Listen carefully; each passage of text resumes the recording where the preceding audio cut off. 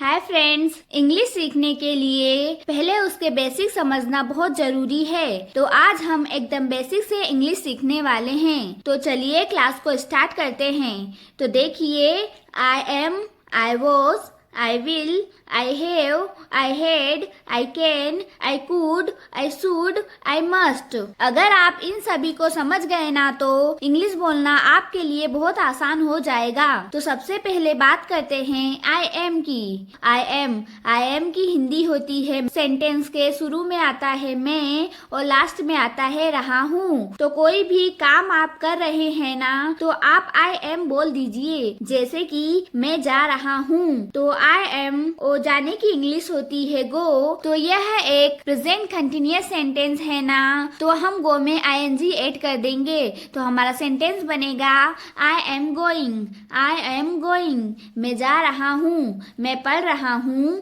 I am studying. I am studying, मैं काम कर रहा हूँ। I am working. I am working, मैं सो रहा हूँ। I am sleeping. I am sleeping. तो आपको समझ में आया जब सेंटेंस के स्टार्टिंग में मैं आए और लास्ट में रहा हूँ आए। कोई भी काम आप कर रहे हैं, प्रेजेंट की बात हो रही हो, काम चल रहा है, तब हम आई एम का यूज करेंगे। ठीक है। इसके बाद देखिए आई वॉज। आई वॉज का मतलब होता है मैं रहा था। जैसे मैं सो रहा था। तो देखिए लास्ट में रहा था आ रहा है ना, तो हम आई एम की जगह लिखेंगे आई वॉज। इसमें भी हम वर्ब के साथ आईएनजी ऐड कर देंगे तो हो जाएगा आई वॉज स्लीपिंग, मैं सो रहा था। मैं पढ़ रहा था। I was studying.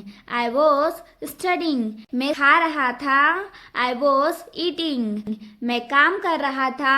I was working. I was working. मतलब जिस सेंटेंस के लास्ट में रहा था, रहे थे आ जाए और कोई काम आप पास्ट में कर रहे थे तो उसके लिए आप आई वॉज का यूज करेंगे। ठीक है। इसके बाद देखिए आई विल। इसकी हिंदी होती है मैं के साथ गा गी। जब हम फ्यूचर की बात करते हैं तब हम आई विल का यूज करते हैं। जैसे कि एग्जाम्पल देखिए, मैं जाऊंगा, आई विल गो। तो आई विल और जाने की इंग्लिश होती है गो। इसमें हम आईएनजी का यूज नहीं करेंगे। आई विल के साथ हम वर्ब की फर्स्ट फॉर्म का यूज करेंगे। ठीक है। तो आई विल गो, मैं जाऊंगा, आई विल गो। मैं सोऊंगा, I will sleep. I will sleep, मैं आऊंगा, I will come. I will come, मैं पढ़ूंगा, I will study. I will study. जिस सेंटेंस के लास्ट में गा गे गी आए वहाँ पे आप आई विल का यूज करेंगे और आई विल के साथ आप वर्ब की फर्स्ट फॉर्म का यूज करेंगे। ठीक है। इसके बाद देखिए आई हैव। आई हैव का दो तरह से यूज किया जाता है। पहला देखिए, जब कोई चीज आपके पास हो, जैसे मेरे पास एक कार है, I have a car. I have a car. मेरे पास एक किताब है, आई हैव अ बुक। मेरे लंबे बाल हैं, आई हैव लॉन्ग हेयर। तो पहला यूज आई हैव का तब करते हैं जब कोई चीज आपकी हो या आपके पास हो, तब हम आई हैव का यूज करते हैं। दूसरा यूज देखिए आई हैव का चुका है, चुकी है। मतलब जब कोई काम आपने कर चुके हैं तब आप आई हैव के साथ वर्ब की थर्ड फॉर्म का यूज करेंगे। ठीक है। एग्जाम्पल देखिए, मैं खाना खा चुका हूँ। तो आई हैव और ईट की थर्ड फॉर्म होती है ईटन। तो होगा आई हैव ईटन फूड, मैं खाना खा चुका हूँ। मैं जा चुका हूँ। तो आई हैव और जाने की थर्ड फॉर्म होती है गोन। तो I have gone. I have gone. अब देखिए आई हेट का यूज। तो आई हेट का यूज भी हम दो तरह से करते हैं। पहला यूज है जब कोई चीज आपके पास थी तब आप आई हेट का यूज करेंगे। एग्जाम्पल देखिए, मेरे पास एक कार थी, मतलब पास्ट में थी। तो होगा I had a car. I had a car. मेरे पास एक फोन था, I had a phone. I had a phone, मेरे पास एक किताब थी। I had a book, I had का यूज आप जब करेंगे जब कोई चीज आपकी थी या आपके पास थी, पास्ट में, ठीक है। दूसरा यूज देखिए, आई हैड का यूज हम तब करते हैं जब आप कोई काम कर चुके थे, तब हम आई हैड के साथ वर्ब की थर्ड फॉर्म का यूज करते हैं। एग्जाम्पल देखिए, मैं जा चुका था तो बोलेंगे I had gone, I had gone, वह पहले से ही जा चुका था। He had already gone, he had already gone, वह घर जा चुका था। He had gone home. बस आपको इसमें ये ध्यान रखना है कि आपको आई हैड के साथ वर्ब की थर्ड फॉर्म का यूज करना है, ठीक है।